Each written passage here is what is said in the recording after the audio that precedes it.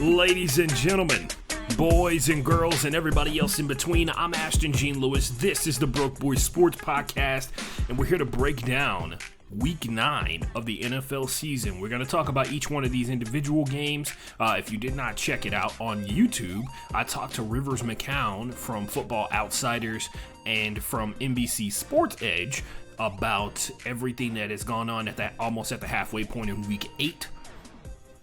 And it was an interesting conversation. We talked about title contenders and then proceeded to be bombarded by the pure madness that was this past weekend in NFL football. But nonetheless, I'm Ashton Jeanlewis. Hit me up on Twitter at FB_playbook. Find me on Instagram at TheAshtonForever. I'm on the same name on TikTok. You can listen to this here program on Spotify, Apple Podcasts, Google Podcasts, Deezer, Podchaser, every major platform, and some of the minor platforms. We got a potential huge guest coming up here pretty soon as we get ready for the Friday show on the Broke Boys Sports Podcast, and it could be Adam Teacher from ESPN. We'll see if we're going to make a new journalist friend like we did with Brooke Pryor, who follows me on Instagram and responds and all kinds of stuff. It's wild.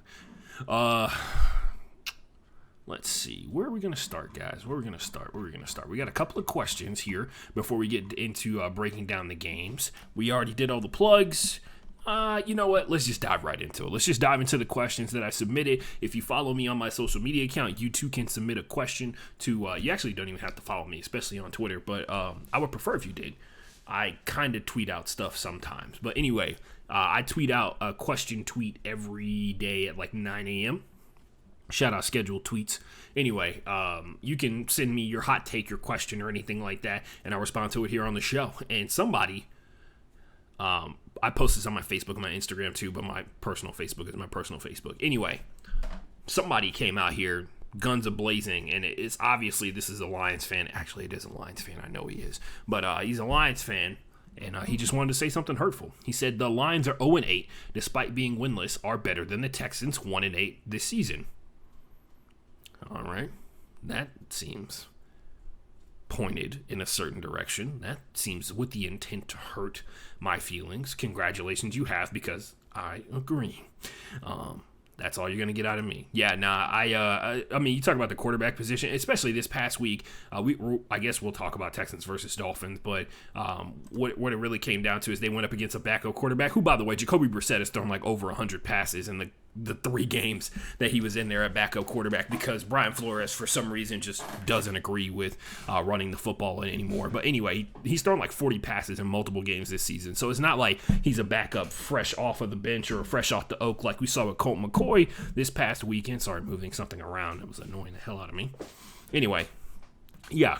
But it's Tyrod Taylor's first game back after the hamstring injury that kept him out for 6 weeks, which honestly you could say is a direct correlation to how bad this week was. You can say that next week is probably going to be a little bit better, but when you look at the situation for the Dolphins, knowing that they have a really bad offensive line, you know that they have a defense that is highly inconsistent, in particular in the secondary, and they couldn't take advantage of it. They still lost that game, and actually it was pretty handedly that they lost that game. It makes you believe that, the Detroit Lions have had moments this season, but structurally they seem like they may or may not be broken spirit-wise. But they had that close game versus the Rams where they kind of were frisky for a little bit, but yeah, they've had moments where they've actually been able to stand toe-to-toe and go drive for drive with teams that are significantly better and more talented than they are, but that's just not going to be the case for the remainder of the season for them, and until basically we're counting down to Thanksgiving Day when they play the Bears. That's the last chance that they're probably going to have to get a win, and not to fall into recency bias, but the Bears are getting better, right? Like we saw on Monday, and I get it. I think a lot more people should be paying attention to what happened throughout the course of that game in terms of how it reflects on the Steelers.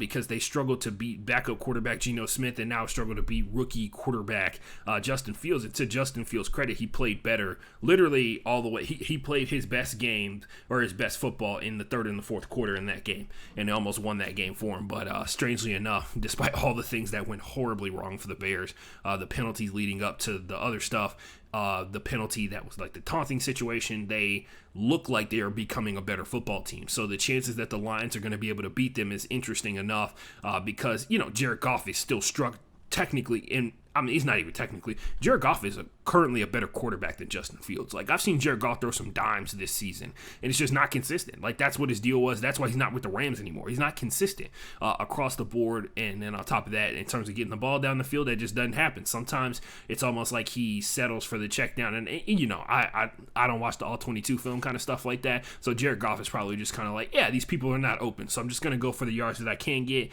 And sometimes when you're the Lions, you got to risk it for the biscuit, because playing straight up football is never going to get you where you want to go. But yeah, you know, DJ _ Banis on Instagram. You can follow him there. That was a really rough way to start the show, talking just how badly the Houston Texans are. But we'll see what happens. Week 2 rolls around, and the Texans got, as always, legit chance to go out here and get a dub. They are the worst team in the AFC South this week, because they're the only team that lost in the AFC South this week. So, yeah. Baker Mayfield, questionable QB IQ, and this is sent in by Ellery, a former teammate of mine. And I respond with, sometimes Baker Mayfield overextends himself to try and go out there and make plays. Like, if Baker's always going to have faith in the guys that he's throwing the ball to, and when you have faith in them, sometimes you have a little too much faith in them, and that's what gets him out of control. There was a lot of times last year where Baker, even though towards the end of the season you could argue that Baker's playing the best football that he's ever played, right? And he's steadily been improving. This game that we just saw, indicative of a lot of improvement. And then, of course, the game that we just saw is indicative of the overall talent of the Browns being like sky high, ridiculously high, especially considering they are all drafted players. So the Baker Mayfield questionable IQ situation, I think I think there's certain things, or there's certain throws, and there's certain situations that Baker Mayfield gets himself into, and it's not pressure related. It's just about like I think Baker holds back certain throws because he knows that he cannot make them.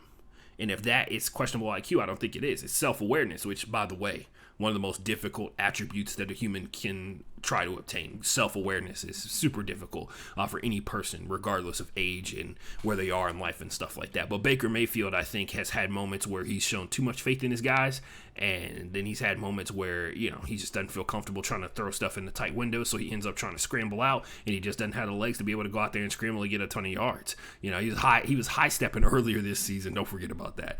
That's a good question from Ellery. This is a long one, but it is going to be worth it. This is from Josh Andrews.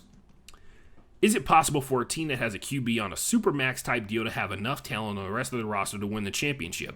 Easy answer would be yes, but it just hasn't happened really. Talking about the Mahomes, Rodgers, Wilson, Cousins type money, Brady has for years taken more team-friendly deals and makes his big chunks via endorsements. I think the last time a mega paid QB won was Breeze, and even his deal wasn't insane. That is so. Let's just talk about the whole situation, the teams that he listed off right here, right? Mahomes, Rodgers, Wilson, Kirk Cousins. One of these things is not like the other. I'll let you determine that. But just to talk about, you know, the answer, he says the easy answer is yes, but the easy answer, it requires basically insane levels of efficiency as a front office. So, okay. Let's look at a couple of teams in the NFL. I'll scroll down to the schedule and look at it. The Colts. The Colts are a team they have a free agent quarterback, right? Like, they got a free agent quarterback not a free agent quarterback. They traded for a quarterback, right? Vast majority of the rest of their players, they drafted. They are a draft-heavy team. The Jets, most of their players, they drafted. And most of their starters are draftees in some way, shape, or form. Their starting left tackle is a drafted player. Their starting quarterback, depending upon the week, is a rookie quarterback, Zach Wilson. The other thing, you talk about the Falcons. The Falcons is filled with free agents. The Houston Texans filled with free agents, veteran football players in the NFL, and that says a lot about them. But it says a lot about what they're trying to do here, which, of course, like at the trade deadline, they were trying to get rid of everybody they possibly could.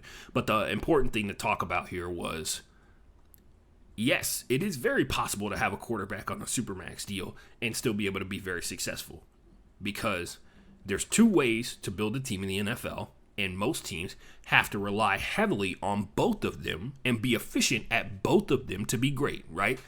There's the draft and there's free agency. When you are a team that pays your quarterback a supermax deal, typically coming off of what situation garners a quarterback getting a supermax deal, except Kirk Cousins out of these three dudes. Aaron Rodgers won a Super Bowl. Mahomes won a Super Bowl, got to two more. Wilson got to two Super Bowls, right? Kirk Cousins, don't ask. Just great agent, right? Like legit legendary type agent, because he got them to sign him up for two guaranteed deals. He got his initial $100 million guaranteed deal, and then I think he got like a $66 million fully guaranteed extension. Like crazy stuff. Anyway, and now everybody's going to get fired at the end of the season. So the type of quarterbacks we're talking about here, right? Like Rodgers drafted by the Packers, Mahomes drafted by the Chiefs, Wilson drafted by the Seattle Seahawks. So immense next level talents, guys that you don't even think are possible, like almost like characters you create in a video game, right? But the thing that has happened since then, let's look at this. So, consistently good. Kansas City Chiefs. It's taken them 4 years to fall apart, right?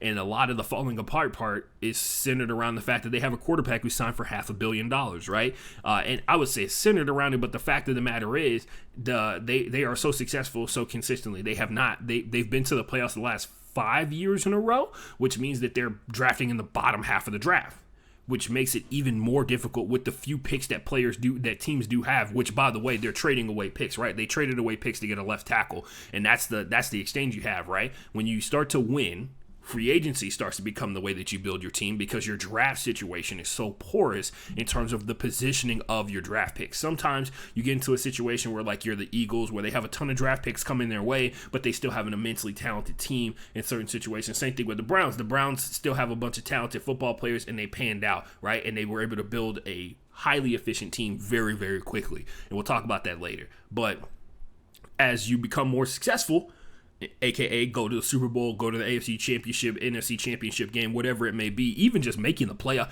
Like, if you make the playoffs 7 years in a row, you're picking in the bottom half of the draft for like consecutively 7 years. Like the number of times the Patriots have had the 32nd pick in the NFL draft and been able to still hold on to everything is not centered around like Aaron Rodgers. Like, it's not centered around the success of Tom Brady. They have been able to draw in and draft like hot. Like, I know a lot of people talk about like they don't draft very well, and it's because they're in terrible positioning. But out of the position that they have, they get high efficiency out of that shit, right? Like, they got guys like, you talk about J.C. Jackson, you talk about Deontay Hightower, Stephon Gilmore, right? Like, those are high level players that they were able to go out there and draft in certain situations. And the other thing that follows up with that, man, they didn't like break the bank in free agency. This past year was the most money they've ever spent in free agency for a reason, and it's because they believe not only in the quarterback, they believe in the system, which, of course, if you have a coaching system that can figure out how to work with the personnel that you're given regardless of the quality of the personnel, that changes the equation. But we saw, with Mike McCarthy and the Green Bay Packers, that wasn't the case. They had to have like certain dudes that fit the mold. Russell Wilson and Pete Carroll. A lot of people talk about Pete Carroll in terms of like his creativity as a play caller and how he wants to run the ball all the time, which, by the way, a couple coaches in the NFL could stand to learn from that. Anyway, but yeah, I think it is very possible.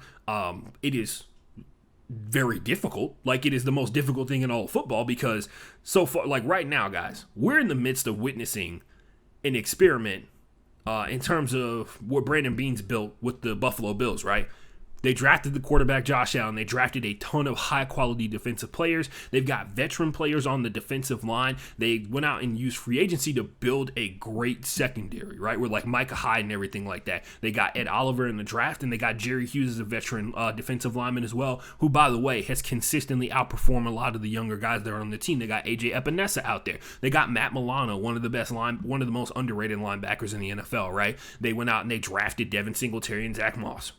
Two-headed running back system. They drafted Josh Allen. They drafted half the offensive line that they're using right now, and then use the rest on free agency. That is like, we're witnessing an experiment where it's like these guys have hit so high on free agency. They've also hit so high on the draft. It's like, how is this going to work out? Is this going to result in them winning a Super Bowl, or are they going to end up, when it's all said and done, when the bill comes due in like 3 or 4 years for the rookies, in 4 years or 5 years, depending upon the contract they're on, for the vets, probably less than 3, probably less than 2 years, and they got to let some of these guys go, and they slowly start to bleed talent. And that's what happens with a ton of these teams where they have like a super max contract type quarterback. The contract gets signed. They take up a big chunk of the salary cap. They have one position locked down. They have the most important position in the game absolutely locked down tight. And now, with the talent that with less talent than they had the year before, those guys have to overcome. How many of them have actually overcome? Mahomes is in the process of trying to adjust to overcoming the fact that his talent level has dropped off for his wide receiver situation, which isn't necessarily true because Tyreek Hill and Travis Kelce are still there. They got Josh Gordon. I'm assuming that Josh Gordon at some point is gonna have some kind of semblance of what he's going to look like. They've used Byron Pringle really well. Their offensive line just came off with their best performance up front. But you talk about Aaron Rodgers. Aaron Rodgers has been overcoming lack of talent on both sides of the ball for quite some time, and now they've got some draft picks that looked pretty good there at the offensive line position. They've got defensive player Zaire Alexander. They drafted a lockdown corner. Like, that's amazing. Eric Stokes, even though he's hurt right now, looked very promising at the cornerback position. They're finally getting some more talent, but they had to, they won a Super Bowl. They won a Super Bowl with a bunch of guys that they drafted, right? And that's kind of the mantra of the Green Bay Packers. They don't really trade draft picks away and stuff like that. Russell Wilson. The Seattle Seahawks have been slowly getting less and less talented since the Legion of Boom. We all know this, especially in the grand scheme of like what the NFL, not necessarily like these guys are terrible athletes or anything like that, but the Seattle Seahawks have been losing talent, and Russell Wilson is somehow still performing at certain points of the for long periods of time in the regular season at an MVP level. That takes a next level type of athlete, next level type of quarterback. While for some reason, out of the four people you mentioned, it's really funny because Kirk Cousins probably has the most talented team out of the four guys you mentioned and gets the least out of them. Anyway, I say yes. I know a lot of people want to go with the whole idea of like, oh man, this is about the team. You can't be stupid. Like Joe Flacco like bled the Ravens dry to a certain degree, right? And they had to get to the point where they're like, well, Joe Flacco's not an elite quarterback, and we're losing talent left and right. Like, they haven't fixed their wide receiver problem, even though Rashad Bateman looked pretty good, and Marquise Hollywood-Brown is coming off of like a 116-yard game. But I think it's very possible. I just think it's the most difficult thing to do in sports. That's just facts. I think it's the most difficult thing to do in sports. Like paying a quarterback, something that you have to do, right? Something that you have to do for the most part. You kind of have an edge when it's a guy that you drafted, but when it comes down to like free agency and stuff like that, like people were like legit worried that if Marcus Mariota played for an extended period of time, he might get back into the realm of like, this guy should be a starter. Same thing with Jameis Winston, right? Like at some point, Jameis Winston's got to get paid. He was running on a vet minimum, the first year that he got there and all that kind of stuff like that. But yeah, it's just interesting to think about for sure, because every single team is basically trying to do this thing, right? Like they're trying to be like, we need to pay this quarterback to stay here for the next couple of years, have this one position locked down, and then not have to worry about that position in the draft, not have to worry about that position in free agency, and then utilize this guy as a quarterback, him being here a long period of time, to draw free agents here and hopefully get them here, and they take a little bit less out of the pie and make something happen. But the like we said before, the Chiefs are trying to make that adjustment. The Packers, they've been kind of flying by the whole like slight slow rebuild kind of deal, and Aaron Rodgers has been maximizing guys and making shit happen for them overall. But now they've gotten a legit defense, and they look like if Aaron Rodgers comes back and can stay, because it seems like he's not legitimately vaccinated, so that makes him more susceptible to COVID. But if he just had COVID, he's probably going to be good for a little while there, because the antibodies apparently stick around forever, a lot longer than we thought. But yeah, like those guys and a bunch of other quarterbacks, you talk about like not taking that money. It takes a next level GM. It takes like literally a Hall of Fame GM to work around the fact that he's going to be, 50% of your salary cap is taken up by one guy at the end of the year, or like a fourth of your salary cap is taken up by one guy when you start every single year, and trying to figure out how to build depth like the Eagles have, trying to figure out how to build depth like we saw the Cardinals had this past weekend. But yeah. What is wrong with the 49ers? Sincerely, a diehard Niner fan, Mike Morrow. Shout out, for writing this question in. So I watched their most recent game versus the Cardinals. That game is not as bad as I thought it was going to be. There's nothing that Jimmy Garoppolo can do about wide receivers fumbling the ball twice. And I tweeted out like Jimmy Garoppolo can't be the starting quarterback anymore, which to his credit, there were a lot of drives where he just overthrew wide receivers. Their biggest thing is that they couldn't string together 2 plays with positive yards multiple times throughout the course of that game versus the Cardinals. The Cardinals are also very keyed in on any positioning, any plays that were like overloaded. So if they had like double tight ends and they were both on the same side, they did a great job of like not only getting a run fits, but their corners came down and like blew running backs up in the backfield for like tackles for loss and stuff like that. And that's from the Cardinals defense, which was one of the worst in the NFL 2 years ago. And once again, like crazy how quickly they've turned around. Who would have thought? High quality defensive coordinator. Wink, wink. Anyway, but yeah, what's wrong with the 49ers? Let's see. Their starting running back is constantly hurt. They have a quarterback who at times makes really, really good throws. There's a lot of really good throws in that game versus the Cardinals.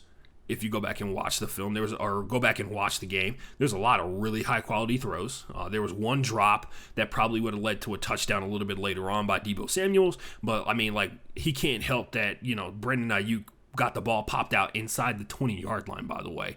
And then George Kittle got some yak yards, and in the midst of him jumping over an opponent, the ball got poked out, right? Like, those are freak things that happen. And I say freak things that happen because I come on this podcast all the time and I talk about how damn near impossible it is to fumble as a wide receiver. Yet, like I've mentioned about 4 weeks in a row now, people find a way. People find a way in the most protected position in the game to fumble the ball away. Second most protected, of course, quarterback. I mean, Jesus Christ. Some of the penalties that were called this week were so weird. But yeah, the biggest problem with the Niners is probably, I'm trying to think of an individual position, man, because you could probably say secondary. Secondary's probably up there. Yeah, definitely secondary for sure. And honestly, man, like, Kyle Shanahan works magic with teams all the time. And it's not like they don't have a ton of talent. That's the problem. Like, it's what's wrong with the 49ers. They can't string together two positive yard plays in a row. They get sacks in certain situations, and of course they're going to go up. And there's a certain thing to take out of this, guys. Like, they are in a division where every team is playoff caliber, essentially. Like, the 49ers are still immensely more talented than a lot of other teams in the NFL. The Seattle Seahawks with Russell Wilson, you would argue, is a playoff team. We'll see what happens when he comes back. The Cardinals, one of the best teams in the NFL, and then the Rams, a Super Bowl contender, like a team that you expect to be in the NFC Championship game when it's all said and done. Every single one of the teams in their division. So that's half their schedule, and it makes them just look bad because there are teams that are familiar with them. And then, of course, when they played the Cardinals the first time around, there was one turnover that Trey Lance had, and it was like really late in the game, and I think it actually ended the game. Other than that, this game, they got down 21-0. Like, almost immediately. And there was just no response from the offense. Like I said, they can't string together multiple positive plays, but they throw the ball deep down the field. We'll talk about Jimmy Garoppolo's air yards when we get to this game. It's insane. Anyway, this is supposed to be on a different question. That was actually our last question for the question segment, and I'm going to try and move this over and not forget about it so that I can answer it on Friday. If you have a question that you would like to ask on the show, feel free to either send it to me on Twitter, where I'll always see it. You can send it to me at the Ashton J. That's my private Twitter account, not private. It's my personal Twitter account where I just tweet about my life and stuff like that. Or you can send it to my sports account at FB_playbook. It is worth it. I feel like I have fun on both of my accounts. So, let's see. Sorry, we're trying to fix something here real quick. We got a bunch of questions. We actually got 10 questions this week. Asking you shall receive. It's nice to have a bunch of sports friends, like people in your circle that are sports people. So, anyway, we got a bunch of good conversations there. Let's talk about some football, shall we? What's going on? After a week of like really stupid turnovers, backup quarterbacks doing like weird backup quarterbacks thing, Josh on Josh violence. And a fantastic reminder, if this week was anything else, that you know nothing about football. I went 4 for 10. 4 for 10. I got four picks right. And if it wasn't for the fact that I knew that there was some kind of shenanigan bullshit that was going to happen this week, I probably would have got 2 right. And then I got 5 on the spread correct. So, yeah. We're in the 79 percentile, 76 percentile or something like that. So we're not really out of it. This week definitely fucked everybody over. This is the week that Vegas got all their money back. That's what it really was. Or if you're a person that likes to fade numbers, this is that week where betting the odds pays off for you in the long run. But anyway, We had some Josh on Josh violence. We all remember that we don't understand a goddamn thing about football in general, let alone NFL football. And then the refs were like making football not fun. Or they tried to make football not fun on Monday Night Football. But really, Monday Night Football was a culmination of a really bad week of penalties being called. Moving on, speaking of Monday night, let's talk about Thursday.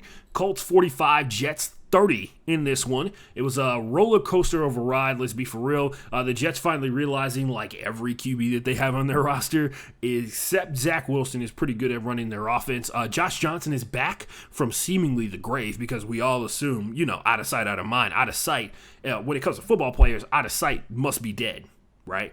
That's how it goes. But, yeah, he's back. New York got smoked in this one. Don't let the score deceive you. They did score a bunch of points in the back half of this game. But the fact of the matter is their defense had their worst performance of the entire season, and it showed. They gave up 45 points to a slightly below average football team in the Colts, right? The thing to take away from this game is don't fall for the short-term gain, Jet fans. I know you guys want Mike White to come out there and make shit happen. You want Josh Johnson, which, by the way, be careful what you wish for. There's a reason that Josh Johnson was a third-string quarterback on your team. Anyway, you want the long-term stuff. Zach is hurt right now. It looks like he's going to be out for a couple of weeks, so it probably is going to be a Mike White situation for a while, even though Mike White left this game because he was hurt as well. But yeah, Zach, you got to see if Zach has the juice. He's a rookie quarterback. I know so many people, and this is like, we're going to talk about this later. Somebody had a conversation, and it was like textbook quarterback racism in a group chat that I was in. A bunch, like in a random fantasy football league, and I was in. I almost called him out, but I was like, I don't have time for this. It's fucking Tuesday, and I'm busy with other stuff. But it was like textbook quarterback racism. We'll talk about it when we get to the Packers game. It's going to be hard for the team going forward. We all know that the Jets are like a team that, honestly, like on the talent scale, pretty low when it's all said and done. And they gotta work some things out. They gotta figure out if Zach is the guy, because if he's not, you got to move on. Zach's going to get a couple of years at this, probably, I would imagine. This is, like I said before, the Jets' worst defensive performance of the season, hands down, and they've had some pretty bad ones this year. But yeah, no, the Colts' O-line is back to being 100% healthy. Turns out Jonathan Taylor's even better when he's running behind the offensive line that the Colts originally designed for him to run behind. Who would have thought? That takes the pressure off of Carson Wentz to go out there and make some crazy plays, which, by the way, don't worry. He's going to find a way to get into the grasp of a defensive lineman and then try and think that, try and slang that thing a little bit when he shouldn't. But nonetheless, no interceptions this week. No interceptions that turn into pick sixes from about the 3-yard line for Carson Wentz. So you call that a win. And another game where Carson Wentz played 100% of the snaps.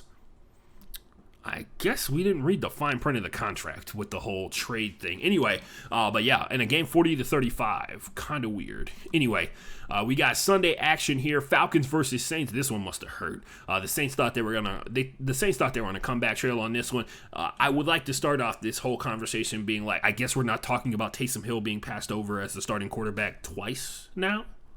Not twice this season. I mean, twice in general, because last year there was a time period. You guys know. You guys know.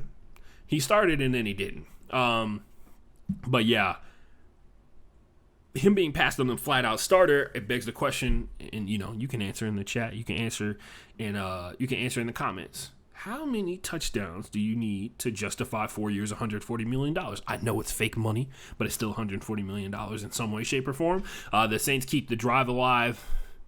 Well, the Saints couldn't keep a drive alive in the course of this game. They had 10 third downs, and they converted 3 of them, which, of course, and on 11 drives, by the way. So, not great. Not great. Kind of surprising they got 25 points out of this.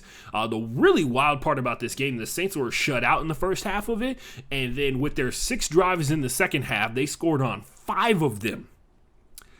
The only drive that they didn't score on, though, I will say, was a turnover. It was a fumble that they scooped up and got inside like the 15-yard line, and then the Falcons, scored their second. They had 2 touchdowns in the second half. One of them was off of that play. So that's a little rough, especially considering we also saw Matt Ryan chopping up defenders. If you did not see that clip, the Falcons the Falcons Twitter account had clearly made some graphics from like 7 years ago where they were, they were trying to sell you that Matt Ryan was fast and elusive and stuff like that. He crossed up Demario Davis during a QB scramble, and they definitely dusted those memes off. They dusted them off because they had him like dressed up like the Flash They had him like a graphic where he was dressed up like the Flash, and they posted. And I was like, somebody been wait. They've gone through like 4 or 5 social media department changes, and they have a folder where they're like, hey, if there's one thing that you do, don't delete this folder.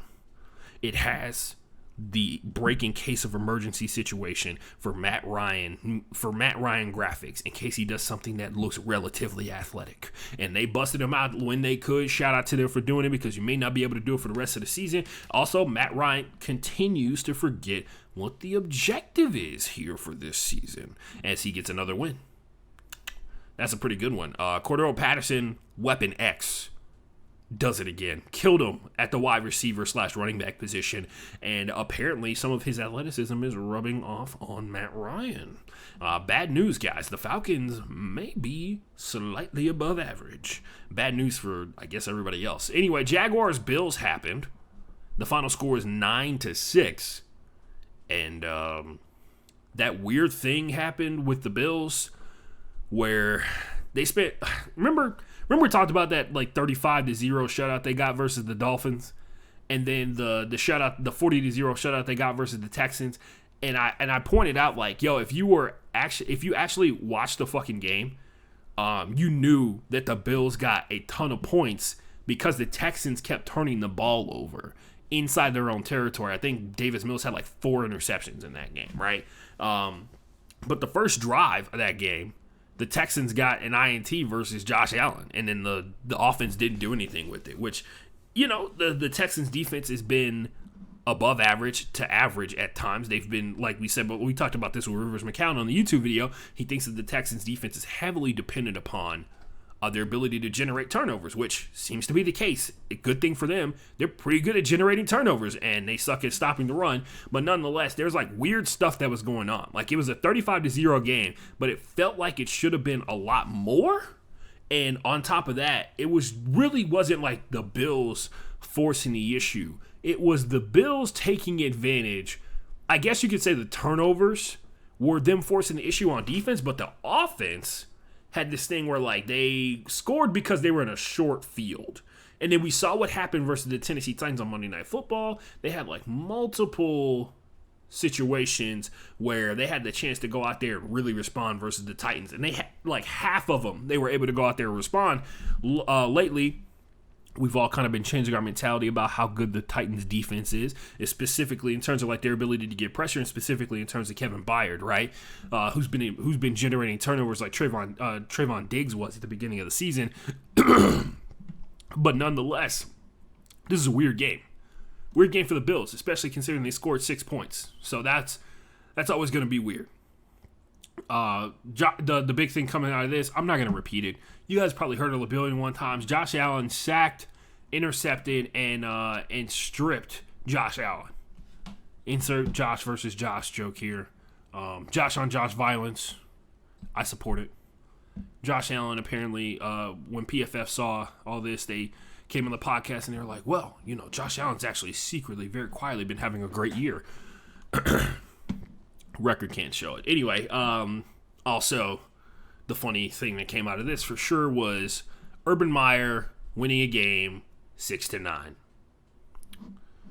Urban Meyer and his sex. He's like, you perverted. There's a meme where it's like, you take your score, you perverted. You take your perverted score, you perverted coach kind of deal. And it's like there's a screenshot from the game where Urban Meyer's smiling, and then the score is like right below it. So what can you do? Like, honestly, something's out of your control. You just can't do anything about it. Anyway, moving on to another game that was a blowout.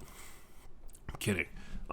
It was though. So yeah, the Bengals and the Browns played each other. The final score was 41-16, and I'm just gonna read off the Bengals' drives in the course of this game. This is how you lose to a team that is more talented than you. The first drive of the game for the Bengals, they got all the way down to the 6-yard line, I believe it was, and then they threw a 99-yard interception because, once again, people's obsession with throwing out routes in general, especially since it's such a quick read. You can very easily throw it right into a defensive back who is undercutting the route, and it's going to take off because there's nobody there to defend him. Anyway, 99-yard touchdown. Denzel Ward, who, by the way, was on the sideline huffing oxygen, so you know he was booking it for that 99 yards. I can't imagine what it takes to get an NFL player the caliber of Denzel Ward absolutely exhausted, but very quickly we found out. Second drive. The second drive ended due to pressure from the Browns on third down, and I think this is the situation where Joe Burrow threw it incomplete because he was getting chased down by Jadeveon Clowney. By the way, good time to mention, Jadeveon Clowney, the sack clown, and Myles Garrett are one of two teams that have multiple pass rushers in the top 20 in terms of pressures. The other team is the Rams, who is led by Leonard Floyd and Aaron Donald, who's like 18th or something like that. But yeah, that's pretty wild. Myles Garrett is second behind Harold Landry Jr. of the Tennessee Titans, who is finally getting some help in terms of getting pass rush. Third drive, Jamar Chase fumbles. Wide receiver fumble. That happens. The fourth drive of the game, this is actually right before halftime. T. Higgins almost caught a touchdown pass, but Denzel Ward popped it out at the last second while T. Higgins was going to the ground. Also, T. Higgins definitely took a shot to the head from another person's helmet, but that was not called because he's not a quarterback. Anyway, halftime score is 24-10. The Browns didn't see their second third down in this game until the third quarter, and they converted it. The Bengals' sixth drive, they punted because they got sacked on second down to make it 3rd and 12, and then they threw a ball incomplete on 3rd and 12. Nick Chubb, 2 plays later, after the punt, 70-yard touchdown run. Can't do anything about that. That's pretty bad. Bengals' 7th drive.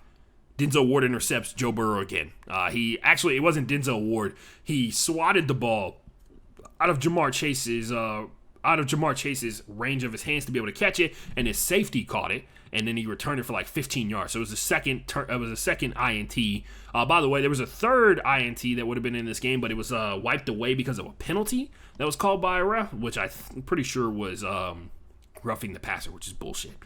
Bengals' 8th drive, they were sacked on third down. And then the Browns had 8 passes in this game over 10 yards. 5 of them were over 20, including a 60-yard touchdown pass to Donovan Peoples-Jones, a.k.a. Pineapple Jones. So there's that. Boom. That is how the Browns dismantled the Bengals. Their defense was absolutely ridiculous. That is the best the Browns have looked all season, and it did not require a superhuman effort from Baker Mayfield because they have one of the most talented teams in the NFL, and they're not even at 100% health because they have Kareem Hunt coming back from IR at some point, hopefully this season. Other thing to note, Nick Chubb and Dearness Johnson, right? Demetric Felton. Nick Chubb and Demetric Felton on IR. Good luck with that, guys, if you're in fantasy. The Broncos, 30-16. This is easily the most surprising result that came out of this week because the Broncos are a team that has struggled with teams that they're better than. They put it all together versus the Cowboys. The Cowboys secondary got absolutely eviscerated by Teddy Two Gloves because he brought both of the gloves. Baby, that's what it is. Don't be surprised that Teddy Two Gloves going out here putting in that work. That's what he does. Also, they were able to run the ball very, very well in the course of this game. Devontae Booker and Melvin Gordon III have turned out to be pretty dynamic duo in terms of the backfield, minus that one time where they both fumbled on the same drive that almost gave the Washington football team a win versus the Broncos that they had earned fair and square. Anyway, shout out Taylor Heineke for blowing that one away. Anyway, the Cowboys with a slightly injured Dak Prescott and Terrence Steele at left tackle or right tackle came out here and played the worst football they've played all season. So there was that. The Broncos defense is not to be played with. Obviously, the problem was Von Miller. So good luck to the Rams in dealing with that. I'm kidding. I'm very much kidding. But straight up though, they've had an immensely talented defense that's not just Von Miller. Von Miller has been one of the most amazing pressure getters they've ever had on their team, but you don't get the kind of numbers that they do by having just one good pass rusher. They've had multiple dudes stand up. I think it's Brandon Cooper is the dude that really popped off this week for the Broncos coming off the edge. We move on to our next game. Dolphins 17, Texans 9. There were 9 turnovers in this game. That's all I'm going to say. Moving on. There were 9 turnovers in this game between both of the teams. Yeah, no, that's all I got. This is actually super sad. The Giants take on the Raiders 23-16. By the way, 3 straight weeks where the Raiders have lost a member of their team in some way, shape, or form. John Gruden, no, it's 2. Is it 3 out of the last 5 weeks? John Gruden gets fired. Right, he resigns because of like the massive amount of racism and homophobia written in a bunch of emails from 10 years ago, obviously in connection to other NFL owners and executives in the NFL that probably should also be getting fired. But hey, John Gruden's the guy who's the front-facing person, right? The millionaires get protected, especially by the other billionaires. Sorry. So they lost him. Henry Ruggs killed somebody in a car wreck, and they've lost him indefinitely, forever. Henry Ruggs is going to jail at some point or another. And then Damon Arnett this week, starting corner that they drafted, by the way, who got not busted, but like has made threats with a gun towards people on the internet. And also he's got like some lawsuits and stuff like that. So they lost that guy, right? Damon Arnett also was like a starting corner for them as well. He spent the whole offseason like gaining, I think he said like 15 pounds of muscle because everybody was talking about how thin he was, which he was. But yeah, he has been released by the Raiders. So this game, interesting. There were 3 touchdowns in this entire game. 3 touchdowns between 2 NFL teams in the course of a full NFL game. One of them was on defense. And we'll get into the rest of it. The Raiders honestly started out pretty well in this game. They got a touchdown on their first drive, and then they forced a fumble from baby hands Daniel Jones. They got that possession back. They got a field goal out of it, which is disappointing for sure. But it starts a very, very interesting trend because after that first touchdown, there will not be any more touchdowns from the Raiders in this game. Everything else will be field goals. The final score on this was 23-16. Remember that. They had that going on. By the way, just like to point this out, Daniel Jones finished with 96 net passing yards in this game. He had 110 in total. At halftime, this score was 13-10 because the Giants also scored on their first. They scored on their first drive and then got a field goal a little bit later on in the second half, towards the end of the second half, if I'm not mistaken. The opening drive for the Raiders in the second half was intercepted by Xavier McKinney for a pick 6, and that got the Giants their second touchdown of this game, which guess what? 2 touchdowns, that's enough to absolutely crush the Raiders in this type of situation, and that's what they did. The Raiders got picked off. Well, the Raiders had 3 turnovers in the course of this game. 2 of them were interceptions. One of them was a strip sack. At 5:16 in the fourth quarter, the Giants used they got a strip sack off of Derek Carr, recovered that, basically locking up the win. But before that happened, the Giants used their run offense to pound the Raiders into the ground. They finished the game with 31 carries rushing-wise and 20 passes, which guess what? If you're a head coach, Joe Judge, you're a genius. You did the right thing. You kept the ball out of Daniel Jones' hands. You know what he's capable of, and you also know what he's capable of. He went 15 of 20 in terms of passing overall. On the Raiders' last hope drive, like I mentioned before, Derek Carr got crushed on a sack, and they recovered the fumble. And that would seal the win for the first time. The Giants are at 500 since 2017. Yeah, it's been rough. It's been rough out here in these NFL streets for the Giants ever since that boat picture happened, which I guess we don't talk about enough for reasons. Anyway, let me make sure. Is it above 500 or at 500? Let me see. No, they're not. What was the stat that I saw? They're 3-6. This is, no. The stat that I saw was this is their best record through 9 games since 2016. Not that they're above 500, which is very sad stat. 3 wins. Above 3 wins. 3 wins. Rough one. Anyway, Patriots in this one. The Patriots, by the way, Mac Jones got off to a rough start in this one. Mac Jones continues to solidify that he is the best of the rookie quarterbacks that are currently playing right now, as his average depth of target continues to increase throughout the course of this season. They played against a Panthers team that honestly, wow, you want to talk about an epic collapse that we saw. Christian McCaffrey played in this game, by the way, and they got 6 points in total. By the way, the ghillie suit is back. Stephon Gilmore out there locking it up. He's gotten an interception in his first 2 games since he came back And it's not a surprise. People are throwing the ball at Stephon Gilmore again, and I'm sure he's massively disrespected by that concept. But nonetheless, here we are. Patriots 24, Panthers 6. The Panthers are very sad. Sam Darnold is hurt. They're going to be starting P.J. Walker this week. So XFL MVP, Houston Roughnecks legend, P.J. Walker. Greatest player in the history of the franchise of the XFL. The Ravens game. This was a juicy one. This is a very juicy one, and we got a lot of stupid things that happened in this one, and I can't wait to just read them off right here. Ravens 34, Vikings 31, OT victory. You know who came through? Tuck Everlasting.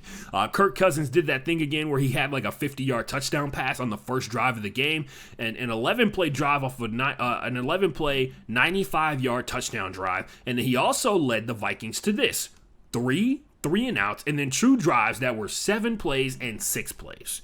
He had 187 passing yards in this game in the course of a full NFL game. That included overtime, 187 passing yards. You do with that information what you will. 117 of them were air yards. They were all big plays. That 50-yarder from Justin Jefferson, and he got a killer pass to C.J. Ham down the sideline. Shout out to the fullback holding it down for the big boys. I know he's a lot smaller than me, but shout out to him for proving that big boys can go out there and play. The Vikings special team came in pretty clutch here. They converted a 4th down, and they got a touchdown on the board that basically helped the Vikings offense come up with like some semblance of success when it was all said and done. The Ravens spent most of this game chasing the Vikings, strangely enough, and Lamar Jackson flat out carried the team. Like, there's no question about that whatsoever. 266 passing yards, 120 rushing yards, and an absolutely insane game. This game went into overtime with everybody tied at 31 overall, and this is how the first drive went. Anthony Barr intercepted Lamar Jackson in like the sickest way possible. If you don't know who Anthony Barr is, he's a defensive lineman for the Minnesota Vikings, and he was able to pick off Lamar Jackson at the line of scrimmage while he was releasing the ball. The Ravens defense gets a stop. No surprise there, considering the Vikings quarterback had 187 passing yards in the game. But yeah, the Ravens defense get a stop, and then the Ravens run game takes over, and they run through the Vikings, and Tuck Everlasting wins again with a 36-yard field goal to get it done. We're also, I feel like I don't hear a lot of people talking about Hollywood Brown having 116 yards. 116 yards is like the 4th best game that he's had in his 3-year NFL career, and it's pretty impressive that in a clutch game like that he was able to come through for the squad. I will say the play before, or a couple of plays before Anthony Barr intercepted Lamar Jackson, he threw the ball to Marquise Hollywood Brown down the sideline. He not only got a first down, but he got 15 extra yards after. He had 75 yak yards out of his 116 receiving yards. So he's out there working. Chargers Eagles 27-24 was the final score in this one. Heartbreaker for the Eagles again. The Chargers have played, and I remember this was like a recurring joke on the show last year. The Chargers have played in 6 one-possession games this season. It's week 9. They've been blown out. They blew somebody else out. And then they had like another close game that was like a 2-touchdown game that they had in there as well. Everything else has been very, very close. They are 4-2 in those one-possession games. Remember last year they at one point were like 0-9 in one-possession games because it was like Monday Night Football and they lost because of like a stupid play that set the Saints up to kick a game-winning field goal in overtime or something like that. Anyway, that was their like 9th loss by one possession or less. Or that was their 9th loss by 1 possession. They're kind of turning it around. They're figuring it out this year. 4-2. That's twice as many wins. 4-2. They would have killed for those 4 wins last year, but they're kind of figuring it out. They're showing like a lot of development overall. This was a game, honestly, I'm not going to lie, between 2 of my favorite teams in the NFL right now. I talk about the Eagles a bunch, and I'm sadly somehow wrapped up in Eagles Twitter, and I really don't understand how that's even a thing. But yeah, like I said, I like the Eagles a lot. I like Jalen Hurts a lot. H-Town, hold it down. He represents. He is a great example of proving a lot of people wrong because Jalen Hurts, like once again, is not the terrible quarterback that you want him to be, guys. That's Carson Wentz. I'm kidding. I had to make that joke. I'm sorry. But yeah, nonetheless, Jalen Hurts is once again in a situation.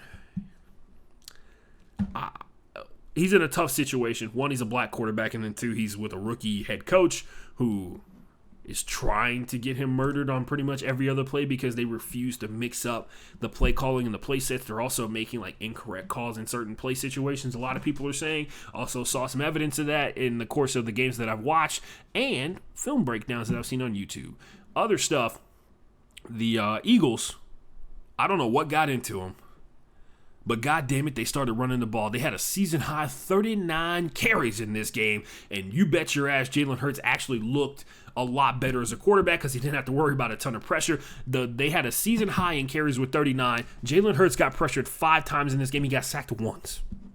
He got sacked 1 time in this game, and that was pretty impressive. The Eagles, and hopefully, that this is a big sign. They got a dominant win versus the Lions because they chose to run the ball, and then they got a close loss versus a Chargers team that is going to the playoffs. That is again one of the best teams in the AFC West that is going to the playoffs, and I can't believe that as a coach you can't look at the evidence of what's happened in the last 2 games and think anything other than we need to start running the ball earlier. Also, apparently Jordan Howard is back on the practice squad somehow. I'm sure he's very frustrated about that. He got called up to the active roster like the day before or something like that, and he went out there and balled out of control along with Boston Scott, who, by the way, makes his appearance every single year around this time. So shout out to Boston Scott being like a Groundhog Day, or a groundhog that tells us when spring is over, basically, in football. Anyway, other than that, the biggest problem for the Eagles in this game, the Chargers tight ends and the stiff arms they were putting in the Eagles defensive back's face. They had multiple plays that were extended because the tight ends for the Chargers, whether it be Parmel or, who, by the way, pretty good. May not be a tight end. He may just be a slow wide receiver. And Jared Cook, they were able to really stiff arm the shit out of a lot of Eagles DBs and got a lot of extra yards. So that's what really did him in. Also, Brandon Staley doing a great job of manipulating the personnel of the Eagles that forced them to play nickel coverage when they know that they have wide receivers who are 3 times the size of the DBs on the field. Big dudes are going out there and making stuff happen. Other things, they held the Chargers under 28 points, which is like my universal demarcation of like success in the NFL, because 28 points is a touchdown per quarter, right? And I find that to be indicative of success. The Eagles still held the Chargers under, what was the final score? They held them under 28 points. It was 27-24 in this one. And I call that a win overall, especially considering they had a game-winning field goal at the end. So they were at 23 points. They had been able to be successful, or they were at 24, and they got it was 24 all, and they kicked a field goal to win. Sure would have been nice if they'd been able to come up with one more defensive stop, but that just doesn't happen sometimes, especially when you're dealing with a high-caliber quarterback like Justin Herbert. Anyway, that is pretty impressive. That was one of my favorite games of this entire week because it was 2 teams that seemingly are going in opposite directions, but definitely played each other close for a reason. And it's, once again, I believe the Eagles have been overcoming, like with their level of talent that they have on their team, overcoming poor play calling all season. Other stuff, the Cardinals beat the shit out of the 49ers. So the Cardinals are missing half their offense. Basically, they did not have Kyler Murray and DeAndre Hopkins. They also lost Chase Edmonds at the beginning of this game. A lot of people weren't talking about that. And then James Conner took over. We'll talk about that a little bit later on. Colt McCoy finished this game with 56 air yards. And he went up against the air yard king in Jimmy Garoppolo, who, by the way, another killer game in Jimmy Garoppolo throwing the ball down the field. He had 300 passing yards, 194 were air yards. Look at that. Look at Jimmy. And by the way, if you watch the games, Jimmy made some sick throws. Like I said before in the earlier question segment, I feel like Jimmy made some really good throws. This was like a GM type game. This is John Keim is the GM for the Arizona Cardinals. Somebody needs to pat him on the back. This is the kind of game that gets you an extension, right? When you're missing your starting quarterback, you're missing your starting wide receiver, you're missing multiple running backs and multiple defensive players, and your team comes up with not only a win in the division, but a dominant win over a team that is like more historically relevant within this grand scheme of football, and seemingly a win that kind of lets everybody know that you about that life. You about that superb owl, bro. Other stuff going on. like I said before, vast majority of the overloaded plays that the 49ers usually are very successful on, where they line up like 10 people on the line of scrimmage, snap the ball, and the running back just runs through all the holes or tries to run forward, and the offensive line wins up front. They did not win.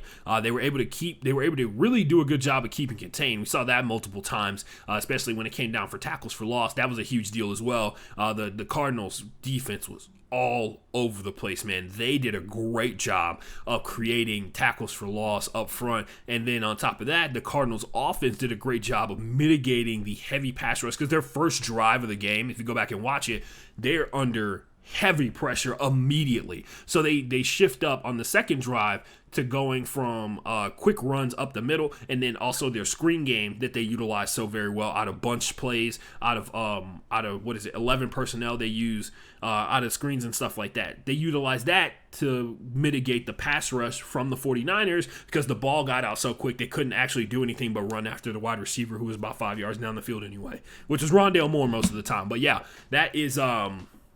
that's how the Cardinals mitigated the 49ers like really good pass rush, but it did not save them from the 49ers very, very good defense up front. Like I mentioned before, we'll talk about it. The Cardinals' depth was like really evident in this game as well. Great job going out there and getting Zach Ertz. Usually when you get Zach Ertz, your tight end position is going to get a lot better. Christian Kirk had like a 50-yard touchdown, 50-yard catch. No, wasn't a touchdown in this one. And that's probably the most looks that Zach Ertz has gotten this entire season, and he made the most out of them. The Cardinals secondary forced 2 fumbles that became points for the Cardinals offense. At halftime, it was 17-0, right, in this game. Like I said before, Jimmy was out there slinging it, out there doing his job. The 49ers have not won on that field, Levi Stadium, in over a year. And also another weird stat that came out of this one, Jimmy G has now lost 4 games for the first time in his career as a starter. But the bright side of all of that, guys, they're finally throwing the ball to Brandon Ayuk.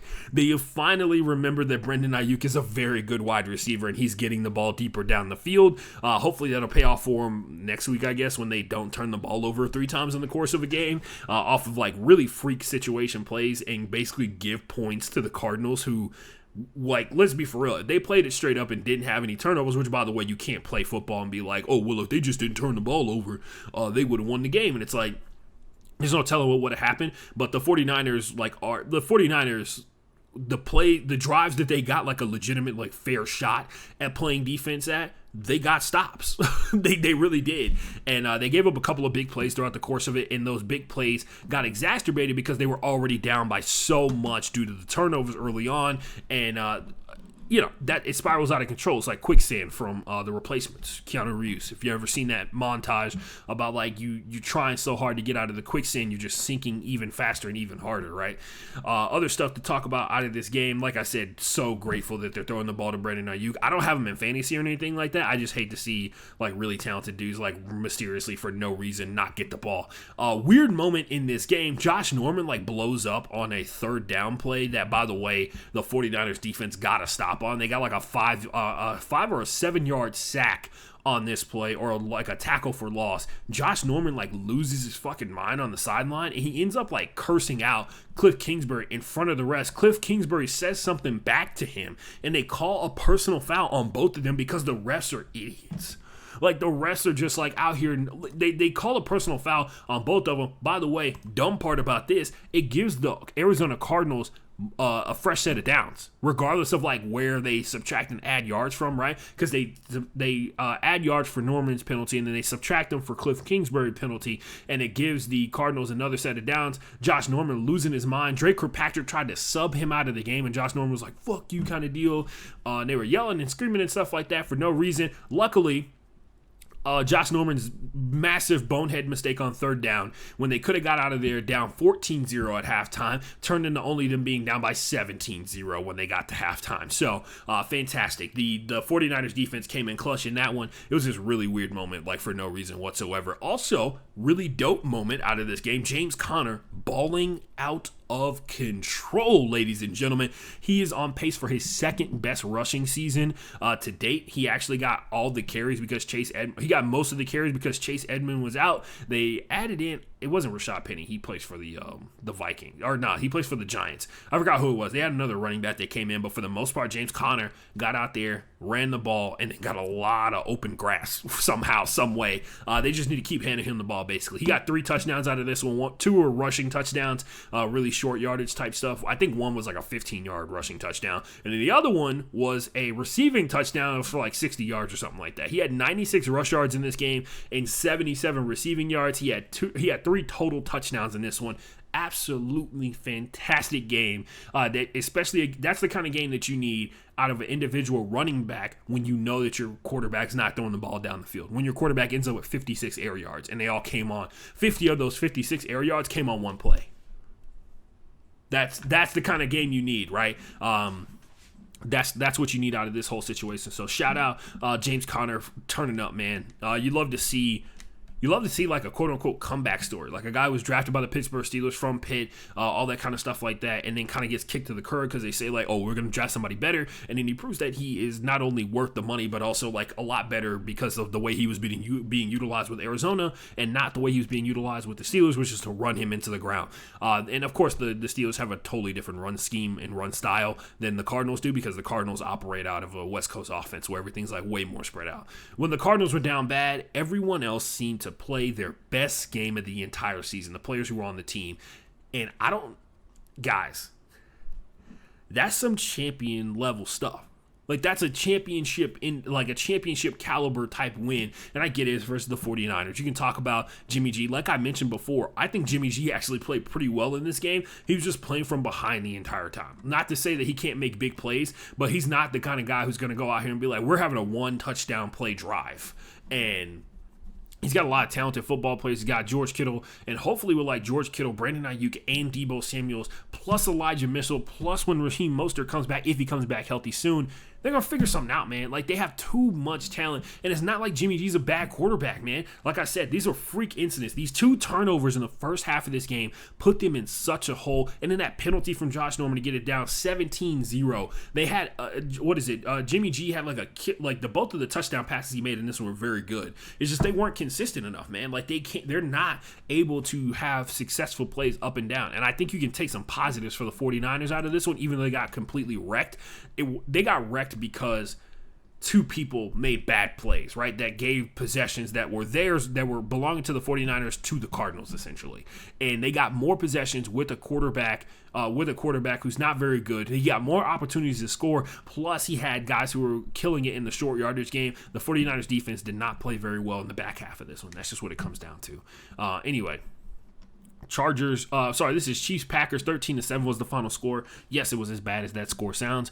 Thing to take out of this, I mentioned already, somebody in the group chat that I was in was talking about how he thinks that Jordan Love is a bust, and Jordan Love just played his first game in the NFL. Everybody's going to be like, well, he's been sitting for like a year and a half, and I'm like, it's almost like you need to play football to get better at football or something like that. Jordan Love in his first start, everybody's talking about how he's a bust already. Zach Wilson has started like 7 games this season, and haven't heard a peep about him being a bust. Haven't heard a single peep, and he has been stinking it up.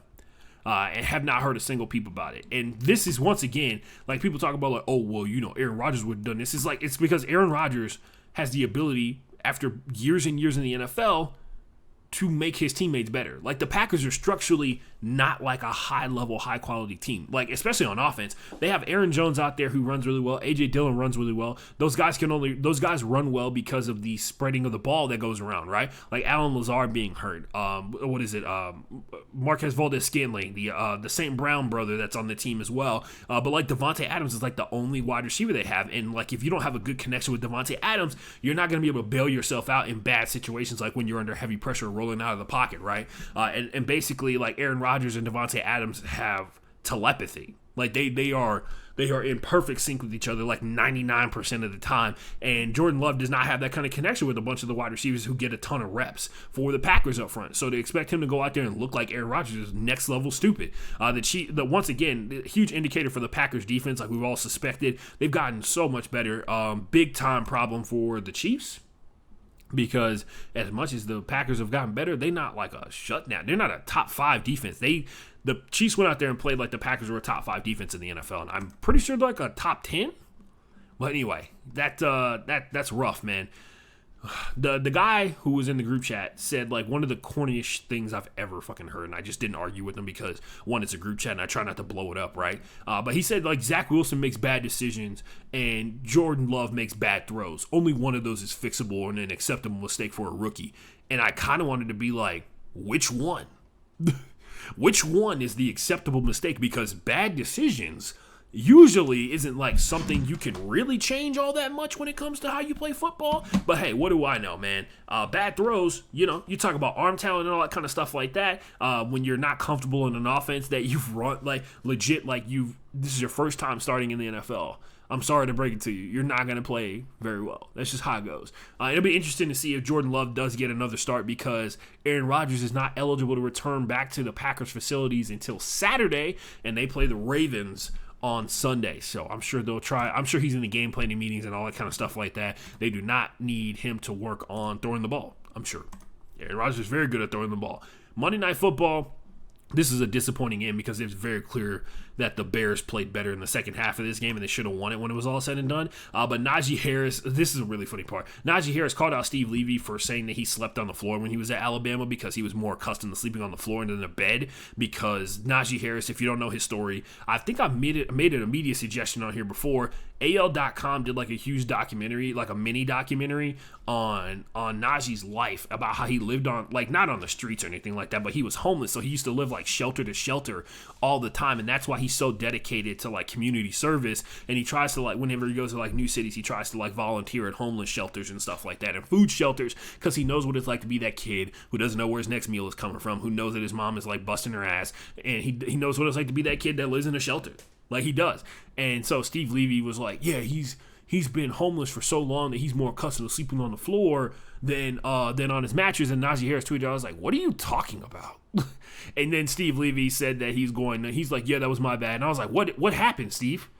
Was that like, did you just get carried away essentially? Or what, was there an indicator at some point that you were, that was a really weird, was there like an indicator that Najee Harris gave that he slept on the floor? Who knows, man?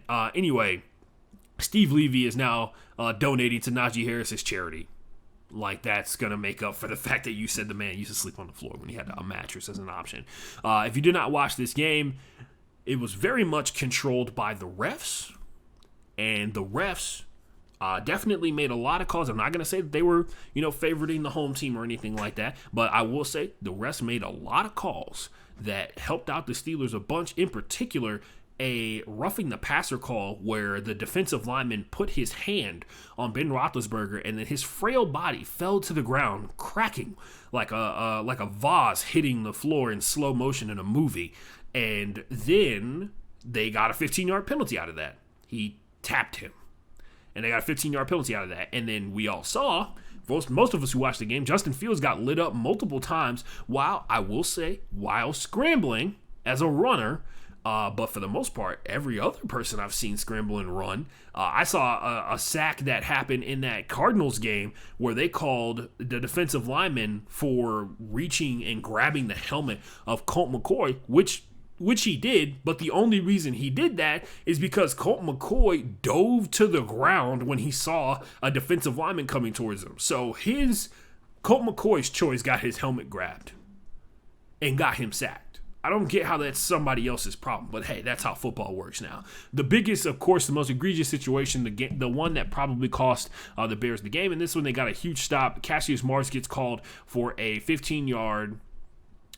He gets called for a 15-yard personal foul penalty. That when looking at the replay, the referee at the head referee body bumps Cassius Marsh as he's going back to his sideline. Cassius gets a killer sack, which, by the way, if you didn't watch the whole play, Cassius also got when he got the sack on Ben Roethlisberger on third down to make it like 3rd and 15 or whatever, he had a sick roundhouse kick as a celebration, and I feel like we're not talking about that. Legitimately full-on mid-air roundhouse kick. Didn't see any photos of it. I was super disappointed about that. Also, I don't know what Cassius does to his hair. It's very strange to me.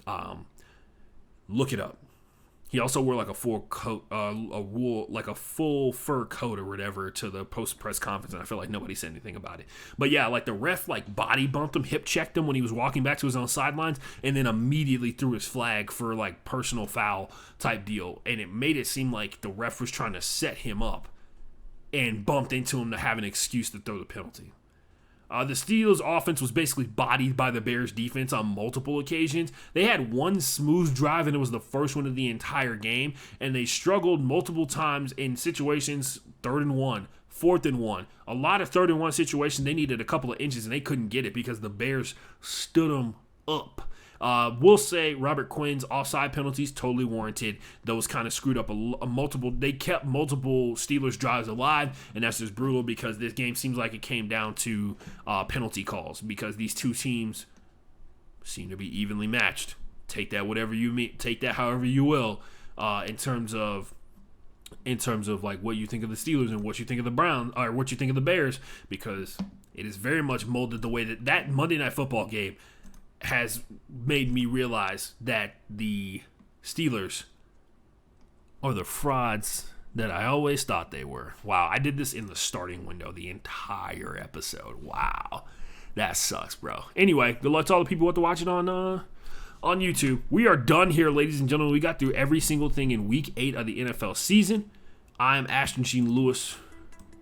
Hit me up on Twitter at FB_playbook or at the Ashton J. Hit me up on Instagram at the Ashton Forever. If you want to check out the Week 9 image of the week, it is already up. I had to repost it because Instagram does this weird thing where you try and post a video, it cuts it in half. I don't know whose idea that was. It's a terrible idea. Also, it seems like Instagram has done something to prevent people from posting TikToks to their story, which is weird, where they flip the second video. Like if you have a TikTok and it's 30 seconds long, every part of your Instagram story is 10 seconds. They have flipped the final 2 10-second videos, so it's like upside down when people look at it. I'm sure that's fun, and I'm sure they're going to fix that as soon as possible because they totally want people to think that TikTok is where all the fun shit's happening, right? Other than that, I'll talk to you guys on Friday. We got a bunch of questions. We got a bunch of sports questions to answer on Friday. If you want to leave a question, hit me up on any of my social media. Type in Ashton Jeanlewis, and all my stuff comes up on Twitter. Hit me up, or really all my social media comes up. The Ashton Forever, FB_playbook, all that good jazz. I'm out of here. Wash your hands, wash your ass. If you have the ability to wash your entire body like I do, I did a 2 a day. By the way, I made a terrible decision. I burned 8,000 calories. It's 3:03 in the morning on November 11th, which is Thursday. On Wednesday, I burned 8,000 calories. Did not eat anywhere near that amount of food. So it's going to be rough. I'm going to go to sleep. We'll see what happens. Wake up. I'm probably going to take a shower, wake up, do all that good jazz, all that kind of stuff like that. Keep grinding. Wash your hands, wash your ass. Drink your water. Stay hydrated. Eat your vegetables, kids.